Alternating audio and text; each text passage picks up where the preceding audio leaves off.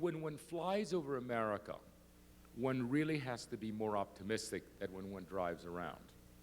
If you go to the Northeast, the Washington-Boston corridor, which is supposedly continuous, two things come up. One is that the hideous stuff that we see on the roads is very, very shallow. And right behind it, there's an intact continent. You know, there's a huge amount of wonderful green space, very often as beautiful as it ever was. Flying over America, you see farm after farm after farm. Yeah, and you read about agribusiness and so forth, but you see just a wonderful landscape. There's a confirmation that there's a fundamental health to it. That doesn't mean that the suburban sprawl that you see on that crust along the highways isn't as bad as it looks from the car. It really is. It's profoundly dysfunctional. It's an embarrassment, you know, to actually, when a European friend comes over and I have to give them a tour, you know, to tell them where to go, you have to say, just hold your nose. Like, you know, just don't look. You come to Miami, you want to visit Key West, don't look. For 3.5 hours, just don't look until you get to Key West. And then you can see how good American urban planning can be. On the Atlanta to Savannah, just don't look, do like this, you know, drive like this, okay? Until you get to Savannah, then you see how brilliant we were. And it really is embarrassing to have to say that. So, which is to say that on the whole, the continent is sound. We have only built on 4% of the continental United States, excluding Atlanta. We've only built on 4%. But what's fantastic, particularly in the last 50 years, is how really mediocre it has been. And that's really what we need to speak about. Oh, by the way, before I forget, of course, what you see when you fly, as I had to from New Hampshire this time, you know, coming sort of southwest, is the trajectory of the trek, you know, that brought people to Salt Lake City. And you see the immensity of it.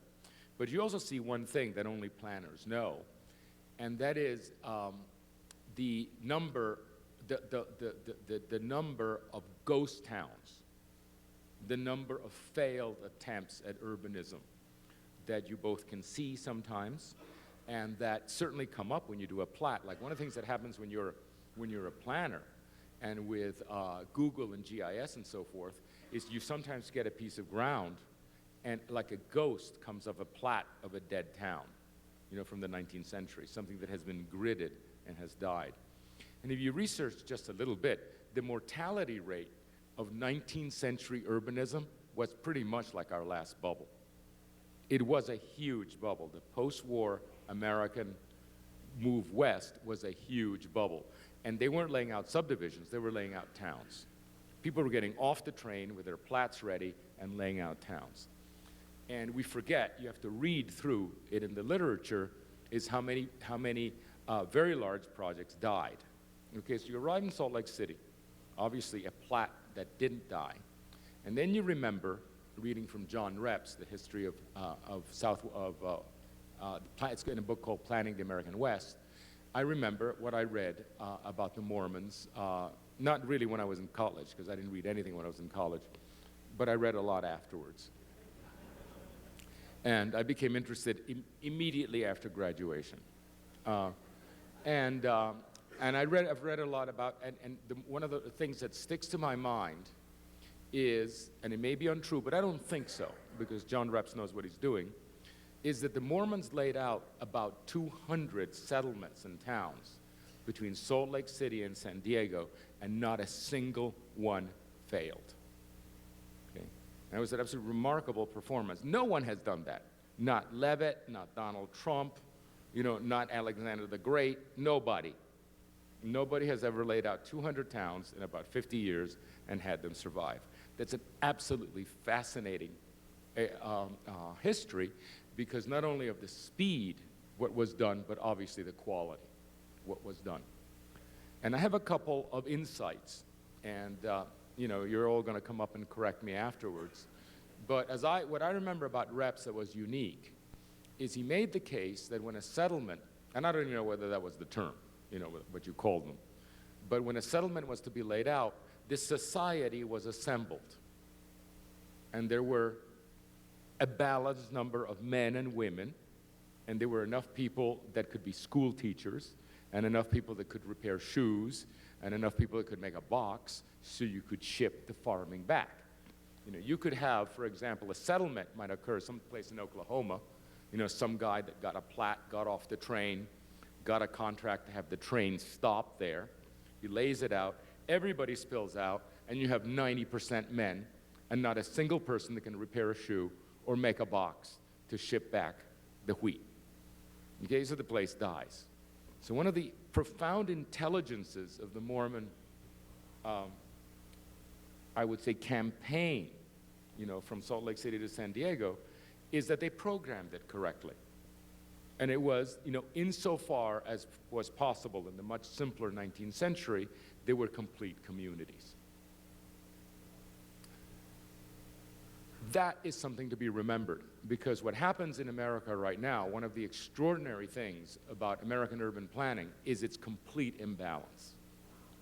All the poor people are here, and all the rich people are there, and all the apartments are there, and all the shops are there, and all the offices are there, and the airport is over there, God knows how far away, And what you see now is a profoundly dysfunctional programming that is compensated by the fact that we have been so rich that we could demand for the government to build roads to reconnect people's daily lives. And not at the level of half a mile, but at the level of people actually going 45 miles easily on their daily trajectory. Okay?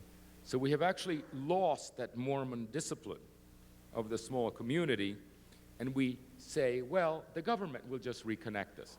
We're just going to build every 660 feet an 8-laner or a 6-laner. Okay, and that's public expenditure to the max.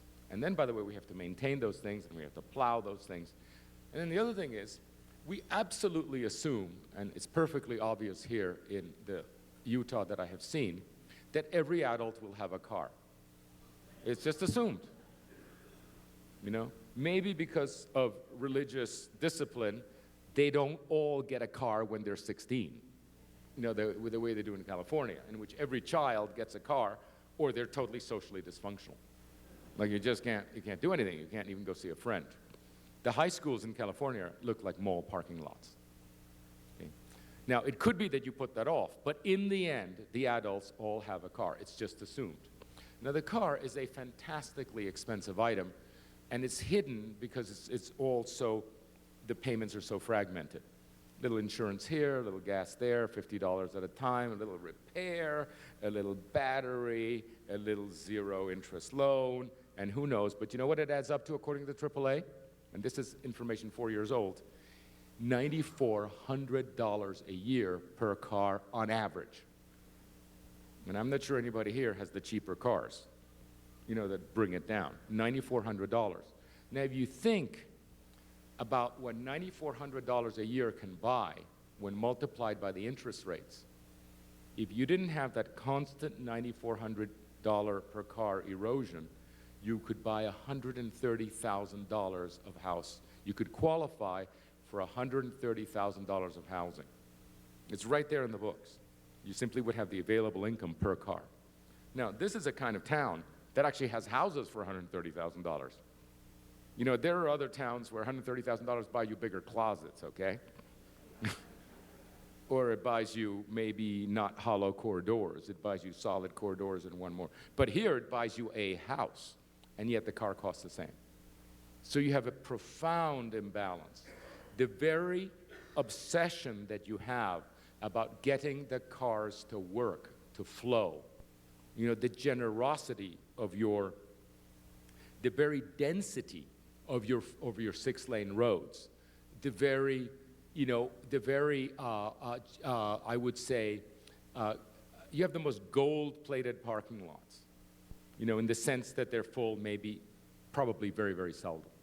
You fly over them and you see them half full and so forth. Google is terrific Google Map. You just do a tour of Salt Lake City's parking lots. And there just isn't a single one that has more than 50% cars, and some of them are just completely empty. Okay, so what you have is you have this kind of counterproductive obsession of getting the cars to flow that lure you into a kind of social contract in which you actually can't live without a car, which completely undermines your quality of life. And I remind you, it isn't that you undermine your quality of life because you spend your time driving around, sometimes an hour and a half a day for ordinary things. It's that it is eroding your ability to choose what to do with your money. Whatever slack you have with the results of your work, you know, your discretionary funds, let's put it that way. You know, if you pay for everything, I paid for this, I paid for the kid, I paid for the food, there are discretionary funds. That is the wealth of our society, and it distributes to you. And here, because of the planning of Utah, you allocate it without consultation, or perhaps with misconsultation, to the mandatory ownership of automobiles. And so you end up with pretty cheap-looking $130,000 houses you can't even afford. When actually every $130,000 house could be a $260,000 house if you could just let people have one car less. Okay.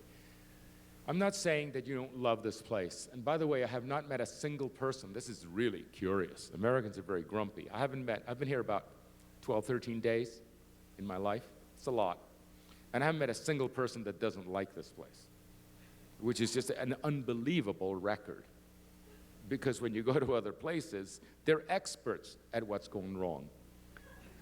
There is a very low level of self-critique here, because it's not really quite as good as you think.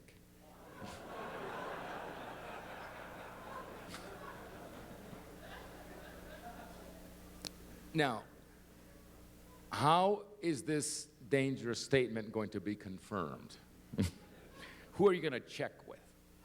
You're going to check with the 21st century. Okay? I am pretty convinced that however beautifully this Plat of Zion worked, and it did work. Remember, there are 200 towns that didn't fail. However beautifully it worked, it has lost its way, and that many of the things that make your suburban sprawl so easy were not the intention of Brigham Young. Okay? I don't know how. I'm not putting him in hot water, I'm putting you in hot water. Okay, remember. There were certain intentions that were profoundly intelligent that actually permitted you to manipulate the outcome to become more than any other a car-dependent society. And there are two things that were abused. One is the very wide right-of-ways of 132 feet, which no one else got, has permitted you every 660 feet to put a 6 or 8 laner if you want it. Other people have to be more clever. They have to figure it out. It's harder to do. But here, every time you have anything remotely like traffic congestion, you ease it. You know, you ease it with the ability to build the roads. The second thing that happened is the 660-foot block, which is exceedingly large, possibly the largest in America, allows you thoughtlessly and with very little effort to have as large a set of parking lots as you want. You have no problem here building a large parking lot. Other people with the old Portland 200 by 200 foot block, the New York City 200 by 740, 200 by 740. New York City's blocks are a third of yours. And they have a hard time accommodating parking, so they're clever about it. You know, they dispense it with proper respect. It's expensive stuff, it's ugly stuff, it's anti-environmental stuff, it paves over the aquifer. Okay, you don't do parking when you have a small block system, but your enormous blocks allow you to really be very, very sloppy with parking. So this Plat of Zion has allowed you to be careless with the land, and you've paved it over. I don't think that Brigham Young had this intention, and the reason is that I've looked at the old photographs. Your streets, your thoroughfares, your 8 laners, and I don't know whether you're inured to them, but from the outside, they're famously ugly. They're huge, they're automobile sewers. You know, every once in a while you see a good building, but they never give you the spatial definition of a city. And you say, and let me give you an anecdote, which is when we tried to do one project here in Tuella years ago. And it's a telling anecdote because it was one of our projects that didn't go ahead, and it's because we wouldn't do it. I'm a pretty compelling person when it comes to convincing people, and I have a standard issue 25-minute presentation on narrow roads and how the narrow roads, which are complex and are good for pedestrians, you know, there are lots of virtues. I'm not going to tell you what the narrow roads are. And over the years, since every single project, every single DOT, every single public works person has had to be convinced that the roads are too large, you know, I'm pretty good at it. So this rather laconic public works person from Tuella just looked at me pleasantly as I put on my show. And when I was finished, there was a little silence, and he said, "Brother Brigham likes wide streets."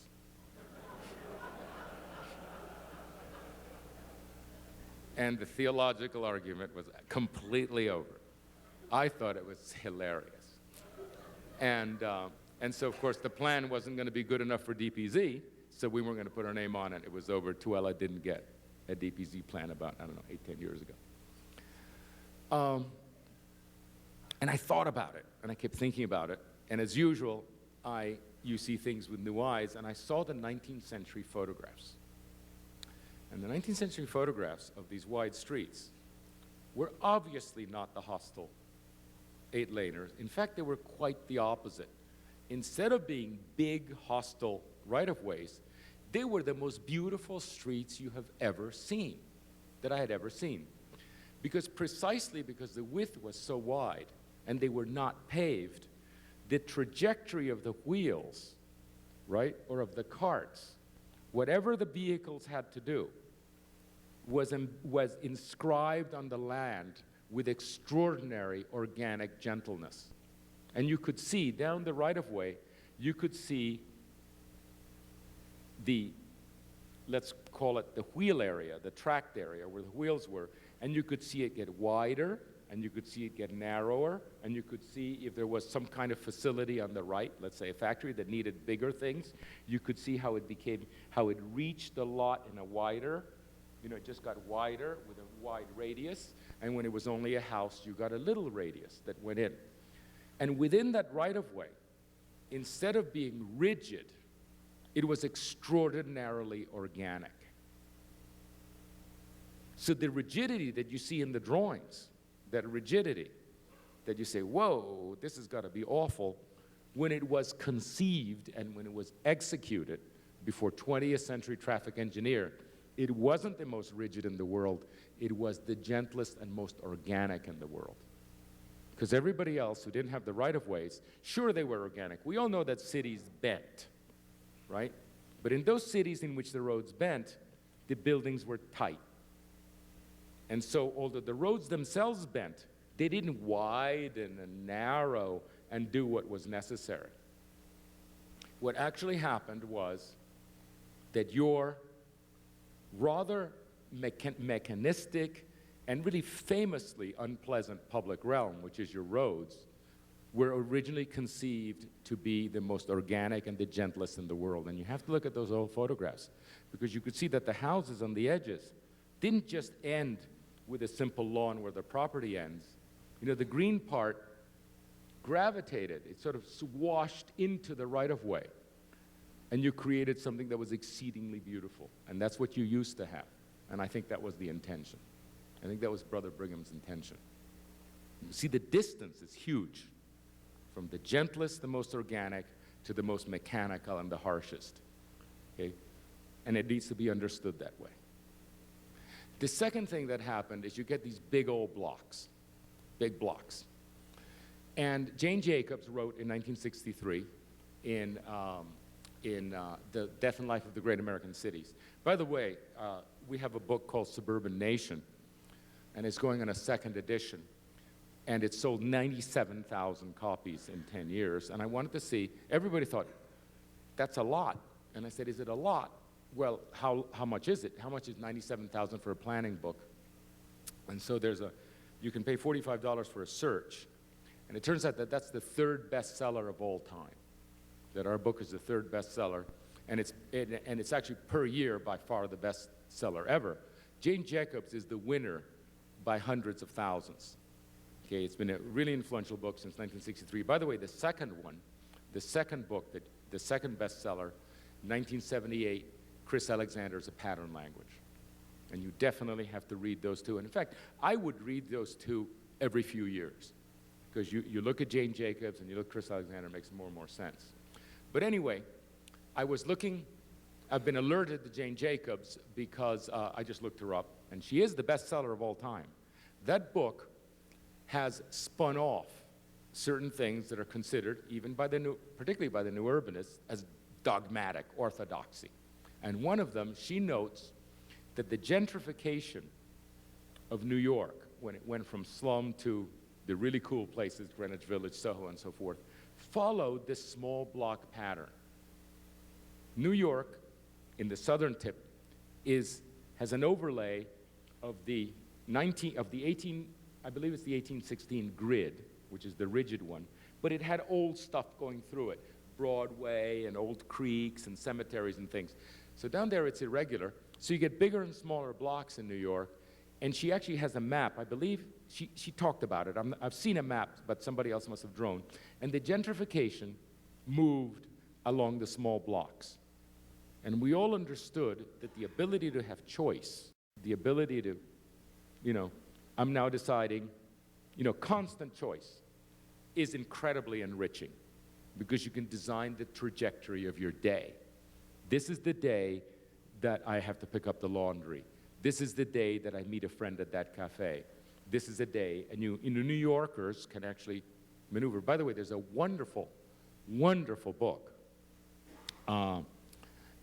which I just finished reading, by a great critic of the new urbanism. He really hates us. And his name is Michael Sorkin. And he wrote a book about his life in Manhattan, which is called 20 Minutes in Manhattan. And it's a worship of Jane Jacobs, and by the way, secondarily of the new urbanists. He will never admit that. But it was a delight of a read. And it actually talks about how he walks 20 minutes from his apartment and to work. And he fills the whole book with the choices that he has. So it's absolutely true that Jane Jacobs and the small block. So we worship the small block. We all sit around and go to Portland, all the new urbanists, and we go 200 by 200. That must be the success of Portland. We worship that. And of course, if you worship 200 by 200 in Portland, you say Salt Lake City is the opposite. It's like the worst grid in the world. 660. 660? The worst. Okay. What is it? 9 Portland blocks fit in one Salt Lake City block. Salt Lake City has got to be horrible. I completely disagree with that. And it comes with a certain maturity about how planning is done. At the beginning, what we were good at is the precision with which we planned, the precision. The fact is, Seaside, and really, frankly, our towns, and we've designed 100, I don't know how many, 160, of which 40 are essentially being built, which is a pretty good batting average despite the misery. It doesn't sound like a lot, but it's a pretty good batting average. The reason they succeeded and became well known is the precision of our coding. We would code at every level. We would have regional codes. We would integrate public works with the private realm. We would integrate the landscaping. We would actually talk about the architecture right in the code. And the precision created, although we downloaded to others, and Seaside is almost 30 years old, and it's still getting built, although we downloaded to others, the precision was what we were all about. And then I began to think about, although our towns are organic in the sense that we don't do the architecture, we download to hundreds of others, and that's what makes them rich. By the way, if you use too few architects, the architects will fake variety, but it isn't authentic variety. Any one of the large projects you have in which you give a lot of very few architects a lot of buildings, it's varied, but it's a false variety. It's a little roof to the left, a little roof to the right, and you see a lot of it around here. You see an awful lot of fake variety around here. It fools nobody. Fools absolutely nobody. Might fool the developer, but didn't fool anybody. So at least we were good enough to download to many, many architects. But then we realized that actually we were downloading very few things. We were downloading the aesthetic. We were downloading the interior. And we still had fascist tendencies. You know, the planner's famous black shirt in the closet. You know, really good planners are control freaks. You know, we love top down. And I've learned that what happens in our towns, we get an awful lot of credit for the intelligence and skill and attention paid by others after us. It all accrues to us. Whoa, that's so great. And I said, well, you know, in my mind, I said, that architect sweated over that picket fence in a way that I never would have. You know? And I've become more and more interested in the ability of allowing others to have an effect. And our very latest plans or codes design not so much the town as lay out what must absolutely be laid out at the level at which we're asked to operate, and then design the process by which others subsequently, and may I say at the last possible moment, by the smallest group competent to make the decision, at the last moment, in other words, you downstream it, right? It's a liberation movement. You downstream it so that intelligence can be applied sometimes years after you've done the plan when the facts are in. Because, you know, the plans that we lay out, even our smallest projects take 20 years to build out. That's the year 2030. What's that going to be like? Yeah, I do a lot of reading. I can speculate, you know. I know where, you know, the climate is going. I know where the petroleum is going and so forth. But the fact is, I don't really know the details. I don't know, for example, the degree of social instability, of which you are so exempt, but others aren't, right? What's it gonna be like in 2030? You know, if the asymmetry of wealth and poverty, you know, becomes more pronounced in the world, you know, and so forth. What's it gonna be like? Well, I don't know, but I can set it up so that others can make the decisions subsequently, without interfering with the stuff that I actually need to do right now. That's called subsidiarity. And that's an extraordinarily important word, which is, it isn't that it's a free-for-all. You actually design a system by which others can decide. So let's look at the 660 block. Brigham Young. Or, you know, maybe it's earlier, it's Smith, right, who actually did the plan of Zion. The 660 block permits a fantastic amount of flexibility. It is the epitome of subsidiarity. Okay. First of all, if you just develop the edge, and I was given a formula, if you develop the edge on a certain plat, the agricultural ability of that block was enough to feed the people on the edge. Okay, so when there was the time to grow your own food, that block delivered, right? And that was the reality of Brigham Young. And then as things happened, an industry came in, and in unimaginably bigger structures, you know, when things were manufactured, lo and behold, the block could fit them. And you see that. You see that out there. Portland can't do that. New York can't do that. A lot can fit in a New York block, but not that. You have to start closing streets. And then, basically, if you look at the block of the city of Zion, it does not preclude Portland, because you can subdivide it absolutely cleanly into 9 Portland blocks. So at any time that you want to have a neighborhood that's like Portland, you subdivide it effortlessly, without friction. Now try to get Portland to install a factory. Ooh, we got to close the street. What's the effect on the traffic, et cetera, et cetera. There's a great deal more agility in the 660. And by the way, it doesn't have to be 200 by 200. You can also cut it to 330 by 330, which is something that has been commonly done. And you can have asymmetrical situations. You can have 200 and 600. And you know what else you can do? You can have an urban crust on the outside, dealing with the harsh reality, and there's enough land inside to make the gentlest of rural villages. You can actually have a block that can have what can only be called radical juxtapositions. You can live in a village complete with chickens, okay, with chickens and fish ponds and irregular little houses, shacks, rural living, with all the delights of that, and walk to the edge of the block and get a Starbucks. Is that great? Or you can live in an apartment above a Starbucks and take your child to actually see what good mud looks like. You can go to a place in which the street doesn't drain. Oh God, the liberation.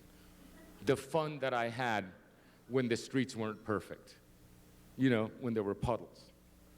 You can take a child to see a chicken, not in a kind of petting zoo, of which I know there are several, but actually a chicken in its own, and a goat, and to pick a tree and to see what happens, all within a completely gentle environment in which the child has the run of the 660. It's an amazing machine, the 660 block.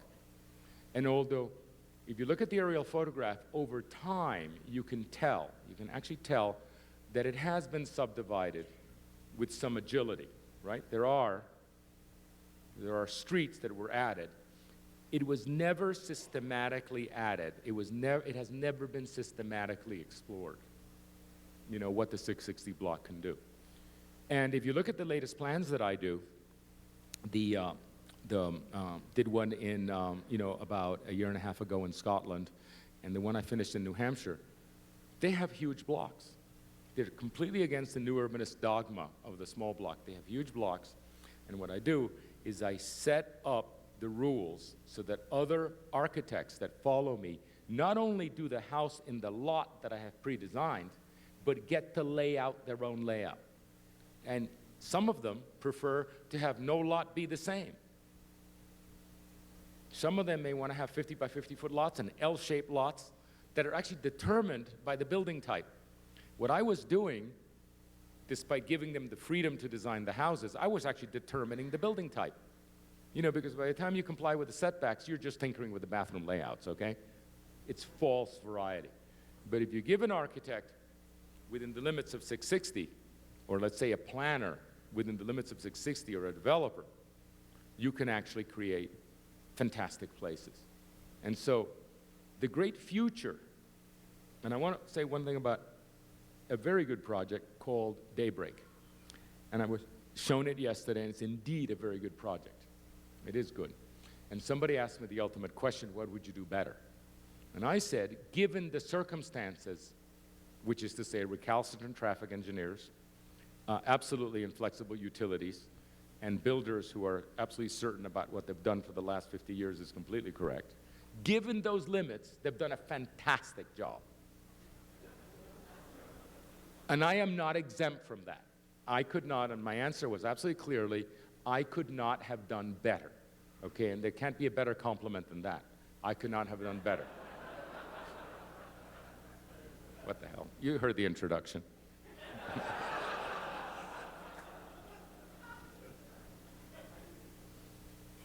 And then overnight, after being steeped in Salt Lake City and the city of Zion by having dinner with 6 professors, I could have done better, because I would have based it on the Utah block. I would have based it on the Zion block. You see, I wouldn't have brought in, the standard issue new urbanist kit, which is what was brought there at a very high level. I would have actually, within 24 hours, I probably would have engaged enough people on an intellectual level and looked at things with a sufficiently open mind and a sufficiently critical eye that I would have tried to actually put on the Zion block and take it for a drive. Because what happened is you have an incredible sort of, let's talk about cars. You have a Ferrari in the garage and you've never taken it for a drive. You've never shown what it could really do. You're taking your Ferrari and you're using it as a dump truck. Right? You've turned this Ferrari of a block, you've turned this Ferrari of a right-of-way, and you've actually turned it into a utilitarian. You know, a utilitarian mentality rather than the poetic mentality has taken it over, and you've never been shown what the city of Zion can do. Now, it's important that you undergo a kind of, you notice that I have actually been not so much, well, as much criticizing you as I've been criticizing my own practices. I've been marching right through the orthodoxies of the small block, all these things, you know, the inability to see. And the reason is that at or about 2008, the 21st century started. It didn't start in 2000. The first 8 years were a complete continuation of the 20th. Nothing changed. In fact, it was an exaggeration of the 20th. The extraordinary wealth of America, you know, was just being incredibly, it had become, well, you know how it ended. It really wasn't real. But there was a continuity. When I started practicing in 1980, there were limits. The developers didn't have huge loans. The developers were much, much smarter. I remember them now. I remember how smart they were because they didn't have money. And they were very, very, well, I mean, they had money, but they had very small loans. And the interests were very high. And so they were incredibly clever about saving money. And now, we all, not excluding myself, have been lulled by the wealth into becoming dumber and dumber. And we were incredibly stupid by 2007. Everybody was stupid. Brilliant bankers were stupid. Alan Greenspan had been stupefied. Who was not stupid? We had been stupefied by this wealth. And then it crashed, and it crashed in a comprehensive way because 3 crises overcame us simultaneously. I think any one of the crises wouldn't have been enough to wake us up, because we're Americans. But when 3 crises hit you, it's almost theological, particularly when you realize that the 3 crises are not related and need not have happened at the same time. They could have been spread apart by 5 or 10 years, but they all landed together. One of them is the consciousness of climate change. Now, I do not speak about climate change, the science, okay, because that was known since 1988, and by 1990, people could have freaked out and started acting. I mean, we could have freaked out about climate change in 1990, but we didn't, because Al Gore's propaganda film, which, by the way, is the best propaganda film of our time, it really approaches some of the Russian jobs of the 1950s. And by the way, I say this with absolute admiration, awoke us to climate change. And I know I was asked yesterday to not mention it, which of course is catnip for me. Don't mention that. Go for it. And you know, I read newspapers that oppose each other. I read Bjorn Lomborg, I read the Wall Street Journal. I know the whole, you know, I know it's all very questionable and all that. But for all intents and purposes, everybody believes in it. And the young generation was weaned on it from day one. And remember, if you're a planner, you're not working, you're not designing for the 30 and 40-year-olds. You better take a look at the 12-year-olds, because those are your clients, those are your buyers. And from kindergarten, they've been getting environmentalism. Like, I have nephews and nieces that are so completely manipulated by an environmental education that I can push a button and make them do things they don't even like to do, just by saying, that's green, eat this one. Or, when can you do that for a child? You know, you used to have to beat them. And now I can just say, this is organic, eat this cereal.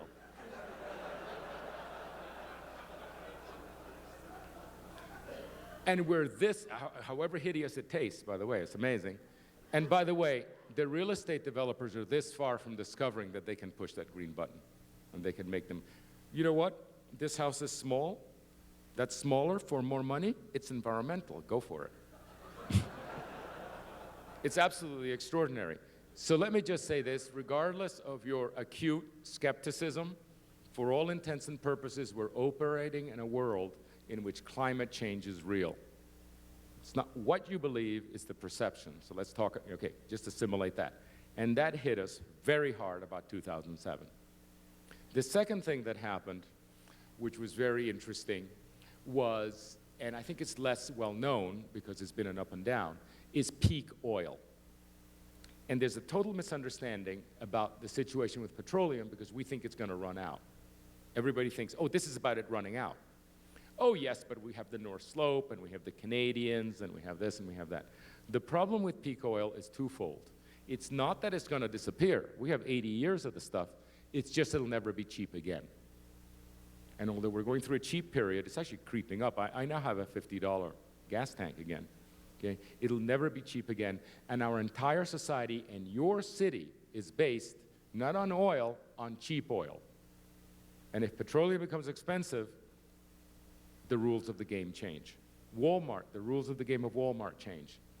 You know, they don't even have warehouses. They have trucks on constant movement. Imagine that conception. You know, it's amazing to me that I can actually specify a window and it'll come from Portland, as if transportation costs nothing. That doesn't happen anymore, but I used to say, this is the window. And 10 miles away, there was a factory in Miami, and some window would come from Canada, and it would say, does it cost nothing to transport this stuff? My last project was an abandoned 630-acre apple field in New Hampshire, the capital of apples. And in the motel where I was staying, the apples were from Chile. Every morning, there were apples from Chile with a little label on each apple from product of Chile. I said, good. I mean, does it cost nothing? Well, those days are over. Okay? Now, they're not over right now, obviously, but your business is not now. Nobody's business here is the present. You're not in the business of the present. If you're planners, you're in the business of the future. Everything you hear, everything you think, everything the elected officials say, every account that you see, you know, when you see the financial performance of your city, you have to learn to project it 20 years out. Because whatever you do planning your towns, the effect is 20 years out. The present actually is a distorting lens. The present confuses you. You have to learn to think of the future. And if you think in the future, it's pretty elemental that the market is going to be green. It's the great environmental driver.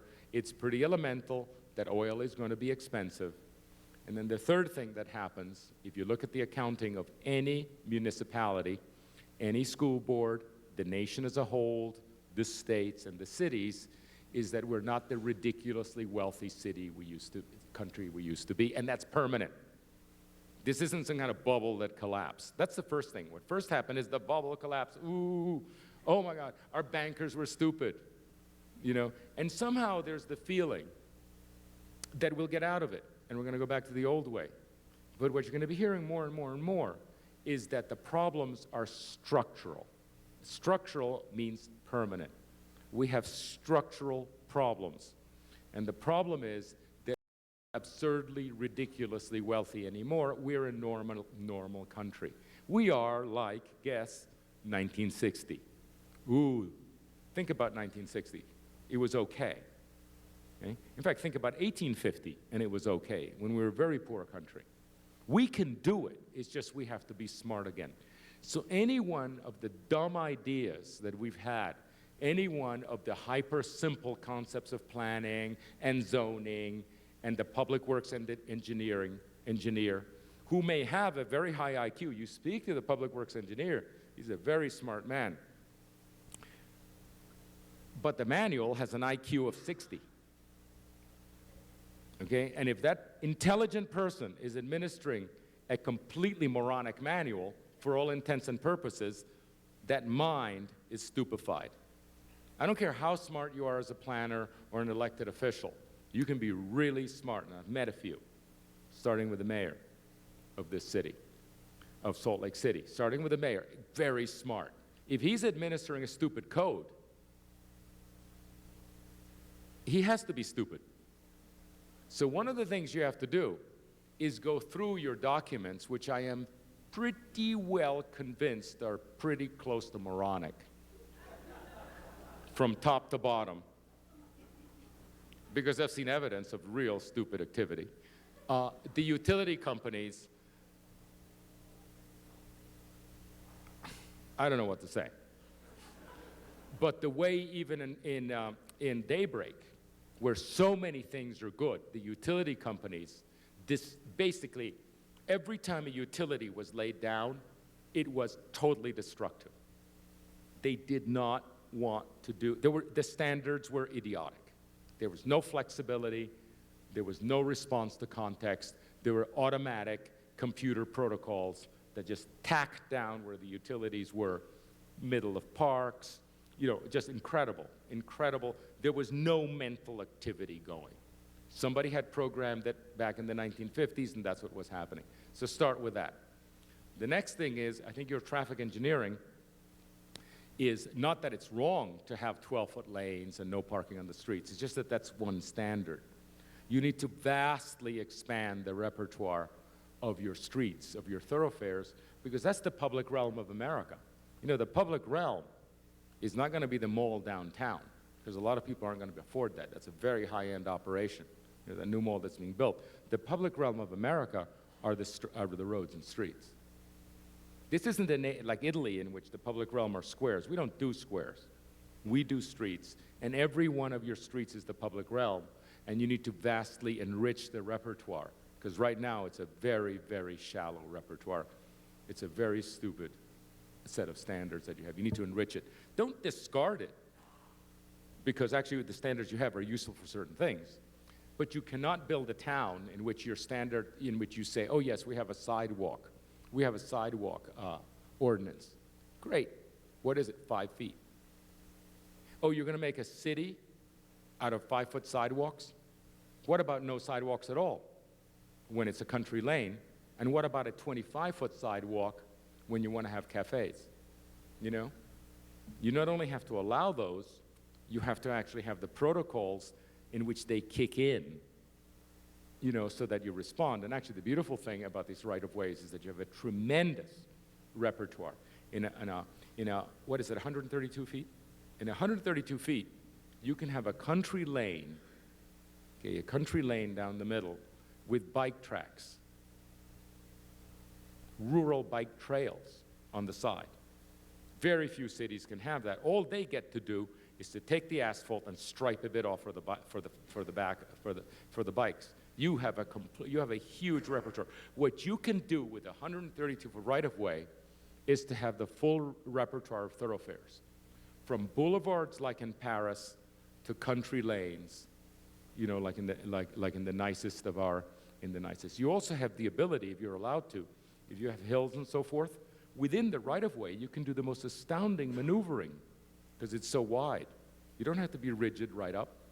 And you know, when you find a tree, one of the things that I found remarkable about the old right-of-ways, the old photographs of the 19th century, is how within the 132-foot right-of-way, if there were trees present, the cartways would go around the trees.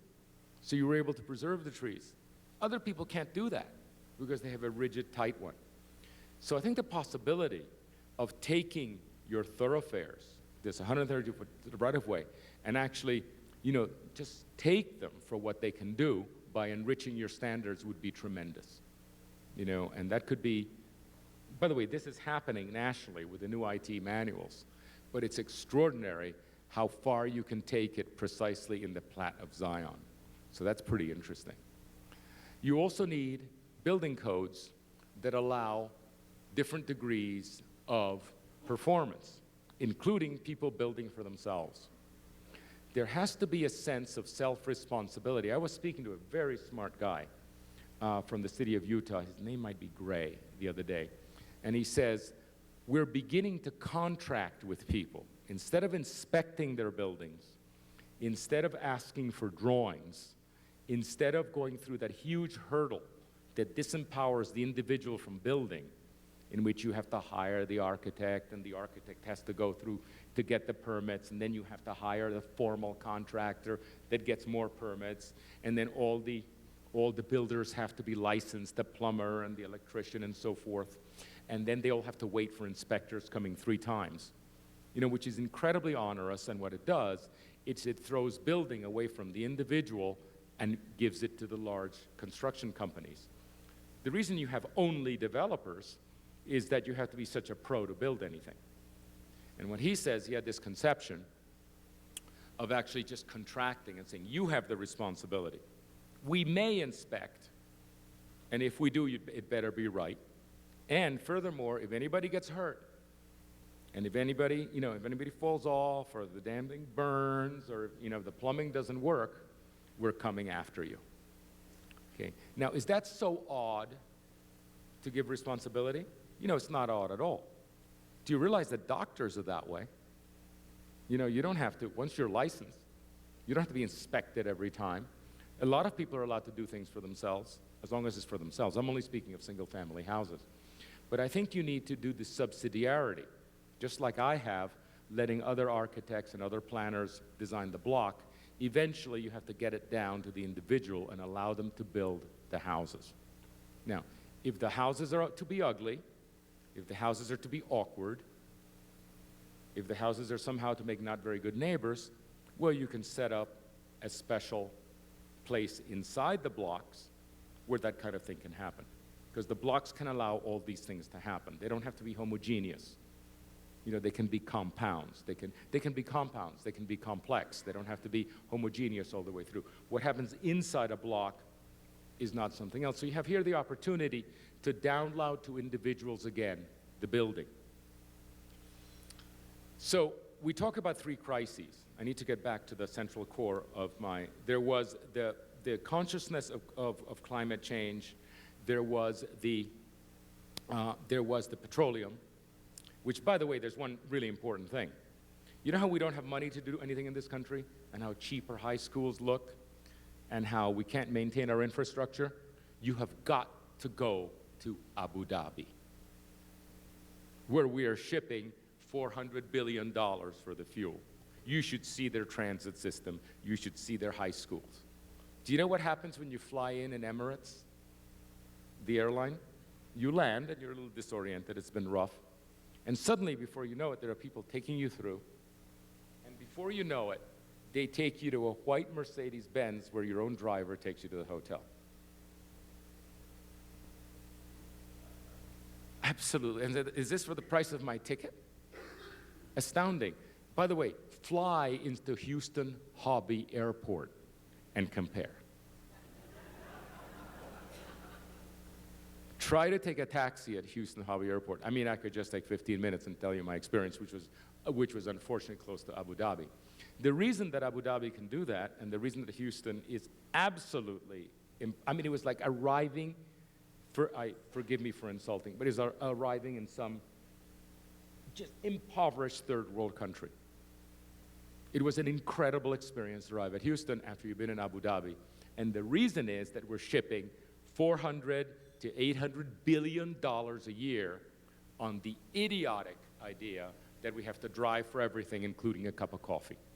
Okay, that's unsustainable. Now, all the changes that I have been alluding to, and there are many more in my own practice and in my own thinking, is because the 3 crises coincide and woke me up.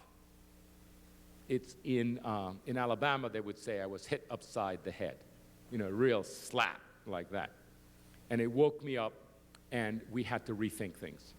And I have been rethinking things. And by the way, just because you started rethinking doesn't mean you know what you're doing. But I've gone through about a 3-year campaign of rethinking things, and so has my office. And I want to spread this. The idea I want to get across is not so much the details, but how you have to change.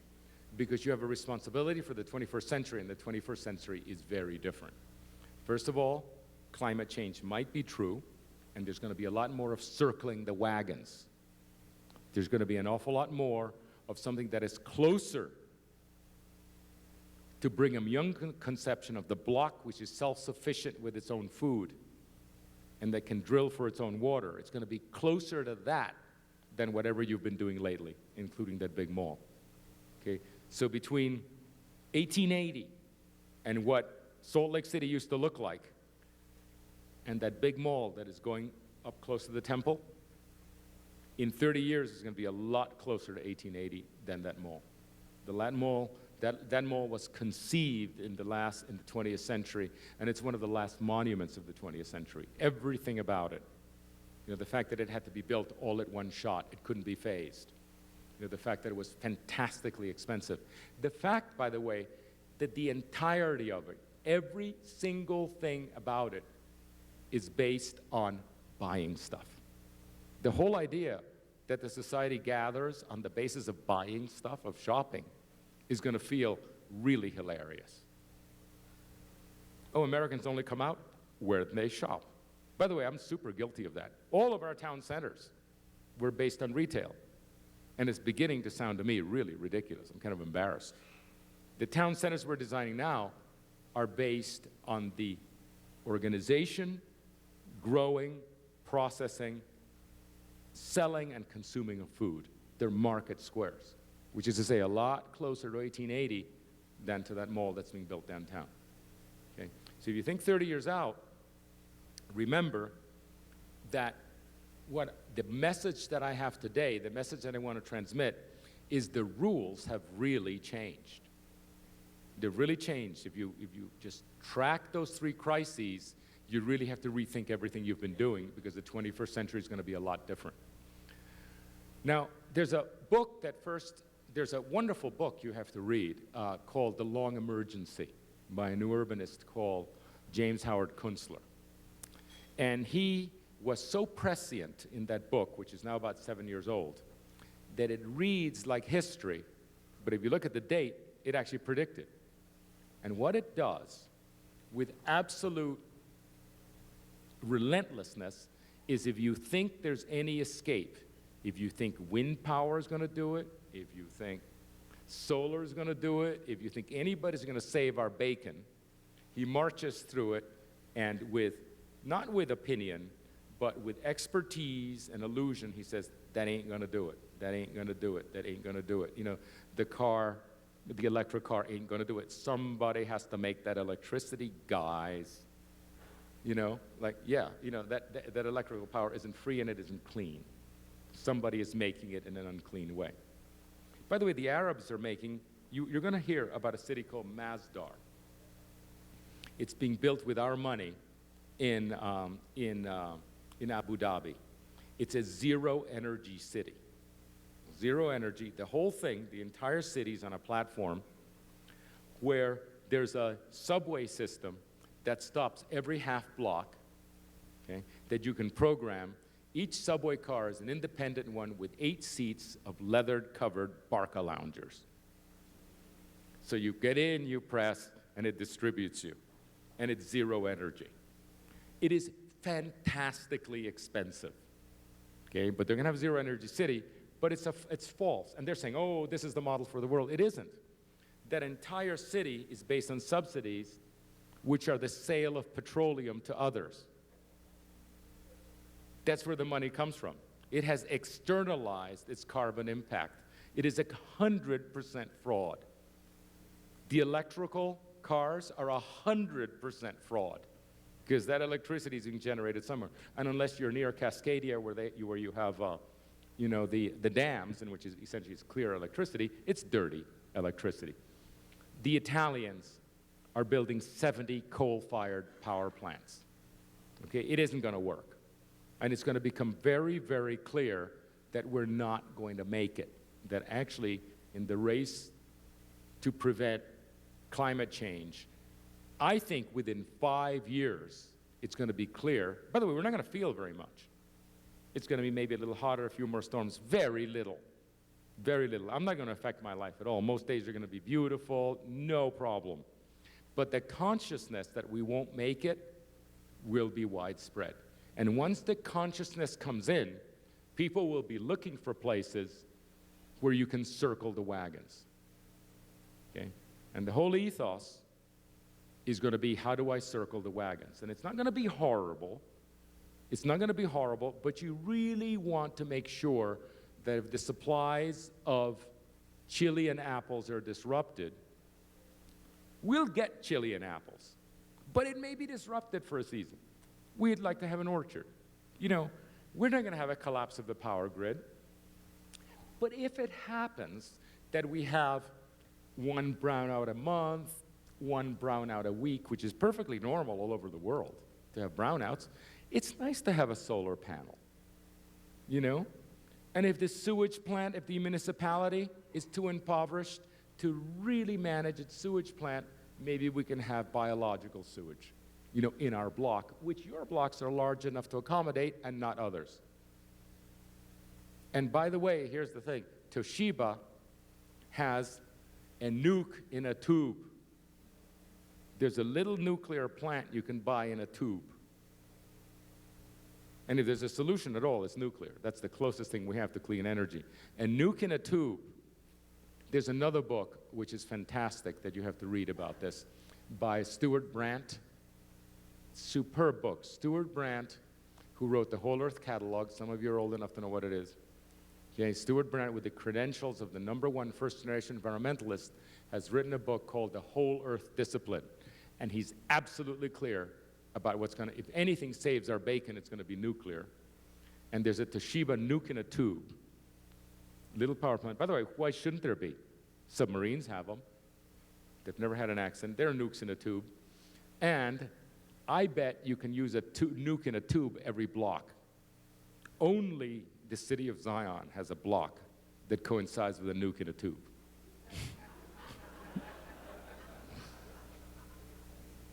Everybody else's block is too small. I may be wrong. Maybe a nuke in a tube can do 8 blocks, you know, 4 by 4, which, by the way, is a pedestrian shed. That's another thing about the 600-foot. 4 blocks by 4 blocks put together make a beautiful pedestrian shed. People can walk to the center. It's an extraordinary discipline. And all your planning should pay attention to the pedestrian shed, because people are going to walk in the future. Walking is absolutely fundamental because, and there's nothing wrong with it. Now, I'm going to want to get back to Kunstler. Kunstler does 2 things. He tells me, whenever people say that my book is depressing, it's too depressing, I know they didn't finish it. Because in the end, I paint a picture about a society that, as a result of the falling away of all the stupidity, a society that, as a result of this, actually makes more sense. It's more equitable, okay? It's more pleasant. You can open a window. It's more healthier and better to have food growing close. All these things. It feels much better to have control of your things. It feels much better to know not only where your meat came from, it feels much better to know where your sewer goes, where your water comes from, where your electricity comes from. And the fact that walking as an option is extraordinarily liberating for the 50% of Americans, not you guys, because you're a wealthy state, the 50% of Americans that are too young, too old, or too poor to drive. Half of Americans are not functional in the city you're building. And by the way, the percentage will go up as we become poorer and as we become older, and as you can't maintain your infrastructure. Okay? And he says, I end on a note, my last chapter is a description of a life closer to the Amish with all of its enviable pleasures, and yet modernized and open-minded and so forth, closer to the life of the Amish than the crazy life of the suburbanites, who really have a very, very low level of satisfaction. And so the book ends with a beautiful vision of what it's like to get back to sanity, which is to say, in your terms, okay, the sanity is, again, closer to 1880. By the way, I've seen some of the paintings that are associated with the early days of the Mormon. The incredibly fit young woman with the 2 children in the field getting dinner. Just 3 potatoes. She's out there. There's a painting I saw yesterday. I said, that was beautiful. And by the way, it was painted. It's a new painting. It's pretty new. It was painted by you all, this current society, somehow alluding, and it was entirely positive. Everything about that vision wasn't, look how they used to suffer. or look how much better we are now. No, it's like, look how cool that was, okay? Like this woman was fit, she looked good. She was looking back at her house, she was digging the potato, the little girls were picking flour for the dinner table. You know, if you were a real estate marketing person, you'd add the kid fishing for dinner in the fish pond, in the stock pond. And you say, who wouldn't want to buy that? Particularly if you don't get manic about it, and you say, oh, and by the way, you have an electric car in the garage if you want to. It's just you don't have to use it, guys. You don't have to use it because the kids can walk and so forth. And the taxes will be lower because there ain't going to be that much that has to be built, and so on and so forth. So there's a vision that can be painted that I think, I mean, right now I'm pretty close to being able to daylight it to potential buyers in our towns. We're designing agricultural communities, and I'm speaking in these terms. And instead of being saying, it's completely nuts, people are saying, where can I buy? In fact, the work that we get, and we are not running out of work at all, is based on that vision. That's the vision that's getting us work. We're one of the offices that's actually growing because we retreaded.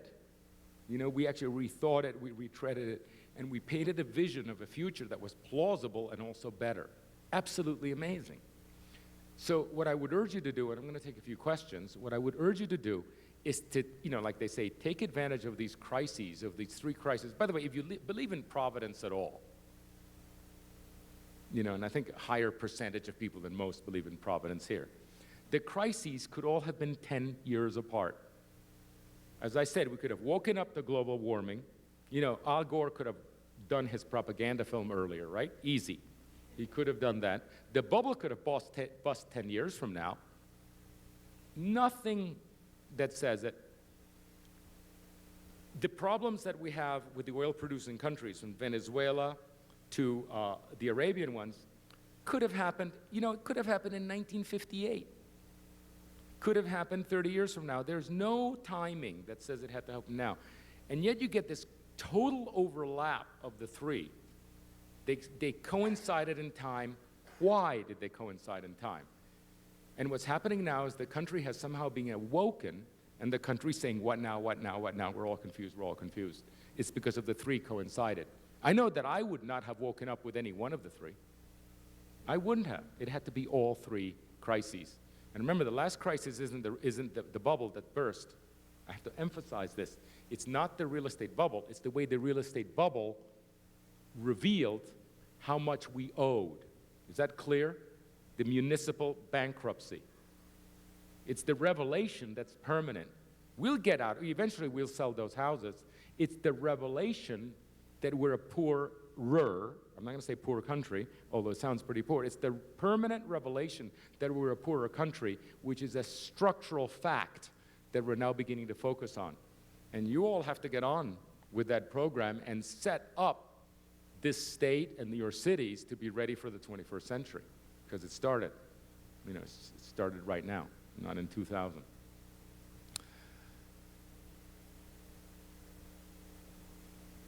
Remember, okay, I don't want any sort of like, you know, I don't see anybody here in the front that's all that unhappy looking. Division is one of sanity. You understand? The vision is that life's going to make more sense. The vision is that you're better set than most. This selection of this valley with the agricultural fields, the selection of your large block, the width, all of these things in a prescient way. You know what? I'll tell you what. Brigham Young did not make those big blocks so you could have large parking lots. That's not what he had in mind. He didn't have in mind 6-lane arterials, and he didn't have in mind shopping malls. What he had in mind is what I'm describing. And if you paid more than lip service to respect for this conception and truly understood it, instead of somehow being behind and becoming, in some ways, the most grotesquely automobile dependent of the 20th century cities, which you're a contender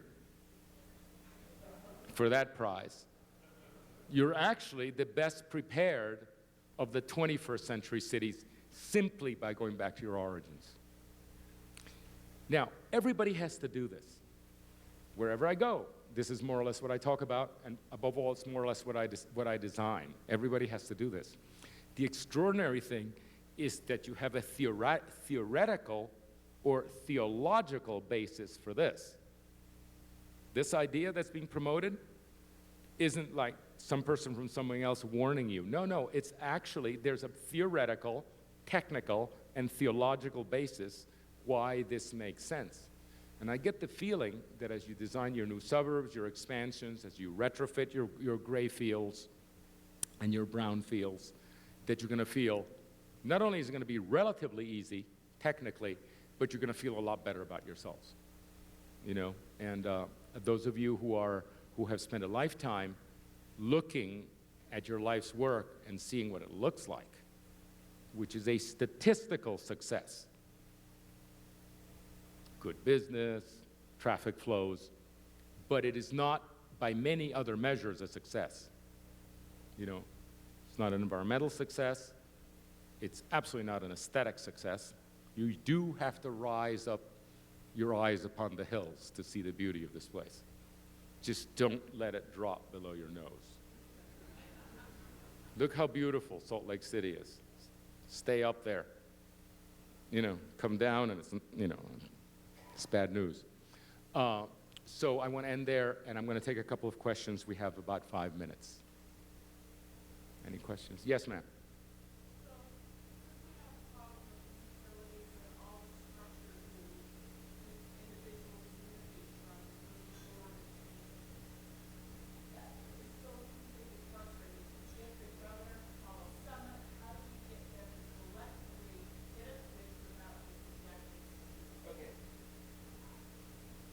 There's an interesting phenomenon. We've all tried and crashed. You know, everybody who I speak to that has any consciousness of this has tried and crashed. I always say, you tried that in the 20th century, try it again. It's the 21st and things have broken. What I find is that by alerting people to the change, to the looming change, and by calling something a pilot project, those are the magic words. It's an incantation. Don't change your standards. Let's try a pilot project. Actually, the rules fall away because you've curtailed it if it doesn't work. So I urge you, my answer is that simple. First of all, try it again, however much you were defeated, that was in another century. The rules are different, and call it a pilot project, and keep repeating it until they get it. You know, this is a pilot project. Just let us try it in a circumscribed experiment to see what it's like. We're not changing the standards, we just want to try this and see what happens. And all the governor has to do is say, that's a pilot project, and things are suspended. And there are pilot projects all over the world. By the way, in aviation, there's something called sport aviation, if you know anything about it. They basically, the old rules had constrained all progress in aviation. There could be no progress. Private aviation couldn't move forward. And then they said, fine, we're going to leave that alone, and we're going to create a new category called sport aviation that within the confines of a maximum engine size, within the confines of no more than, I don't know, 1 passenger, within the confines of so much fuel, and flying in daylight, the government suspends the rules. And all the innovation in aviation right now is going on to this, which is called, and by the way, these are airplanes that crash. You know, to be allowed to build a house in which the worst thing that can happen is that a plumbing pipe can burst. You know, come on. You know, whatever we do is not nearly as dangerous as what was allowed for civil aviation. Look, buy the magazine called Sport Aviation and you will see the deal. It's fantastic.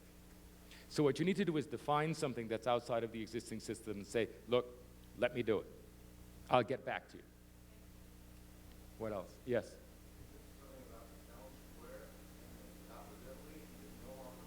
Yeah.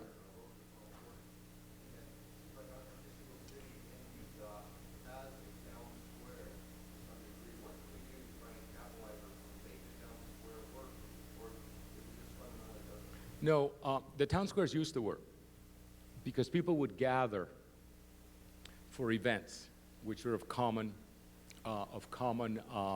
interest. 4th of July, whatever. You know, I just came from a place in which they have a band. It's the nation's best band. Place is called, great. By the way, when I live in the present. I hardly remember what I did last week. Londonderry, New Hampshire. 350 people, they gather in a square. You know, there's a specific, the band goes, it's the best band in America, 350 wonderful kids, they gather in the square. The square was good for that. The problem is that when we shifted from that kind of gathering to shopping, shopping doesn't work in a square, it needs a two-sided street. You will see that whatever shopping you have in a square is weak, and the two-sided street is where it happens. And so our squares are beloved, little gazebo, we all know there's something right about them, we just don't use them because we use the shopping street, in currently the mall. But the street outdoes it. If we go back to a kind of public gathering that has to do with each other and the community as a whole, which I think the Mormon ethos is much closer than any of the others, I think you can recover the square. But we've really lost the squares. I mean, they're so seldom used. As they say, they're all at the mall. Yes?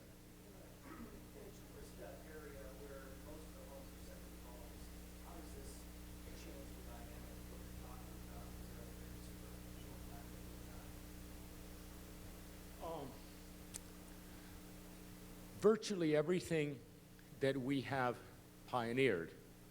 The question was in a tourist area where the dynamic is different because the homes are used for just a few weeks a year.